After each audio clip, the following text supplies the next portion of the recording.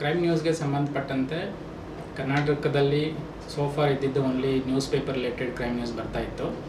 ಈಗ Kannada Janashree news app ಮುಖಾಂತರ ಕ್ರೈಮ್ಗೆ specifically ಕ್ರೈಮ್ಗೆ ಸಂಬಂಧಪಟ್ಟಂತೆ ನ್ಯೂಸ್ನ ಡಿಜಿಟಲ್ ಮುಖಾಂತರ ಕನ್ನಡ ಜನಶ್ರೀ ರಾಜ್ಯಾದ್ಯಂತ ಕರ್ನಾಟಕ ಜನತೆಗೆ ಬರ್ತಾ ಇದೆ. ಹಾಗಾಗಿ ಎಲ್ಲರೂ ಕನ್ನಡ ಜನಶ್ರೀ ನ್ಯೂಸ್ ಆ್ಯಪ್ನ ಪ್ಲೇಸ್ಟೋರಿಂದ ಡೌನ್ಲೋಡ್ ಮಾಡಿಕೊಂಡು ನೋಡಬೇಕಾಗಿ ವಿನಂತಿ.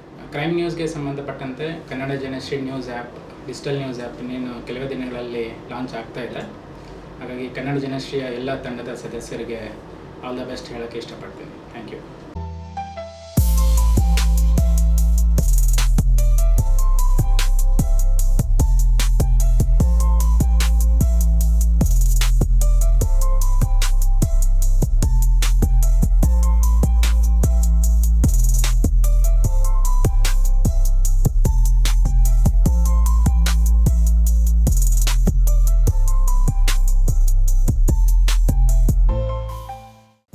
ನಮಸ್ಕಾರ ಕನ್ನಡ ಜನಶ್ರೀ ವೀಕ್ಷಕರೇ, ಈ ಪೂರ್ತಿ ವಿಡಿಯೋ ನೋಡಲು ಆಂಡ್ರಾಯ್ಡ್ ಆ್ಯಪಲ್ಲಿ ಕನ್ನಡ ಜನಶ್ರೀ ಎಂದು ಟೈಪ್ ಮಾಡಿ ಡೌನ್ಲೋಡ್ ಮಾಡಿಕೊಳ್ಳಿ.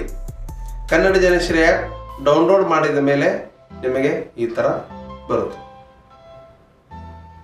ಈ ಕನ್ನಡ ಜನಶ್ರೀ ಆ್ಯಪಲ್ಲಿ ನೀವು ಎಲ್ಲ ಪೂರ್ತಿ ವಿಡಿಯೋಗಳನ್ನು ನೋಡಬಹುದು.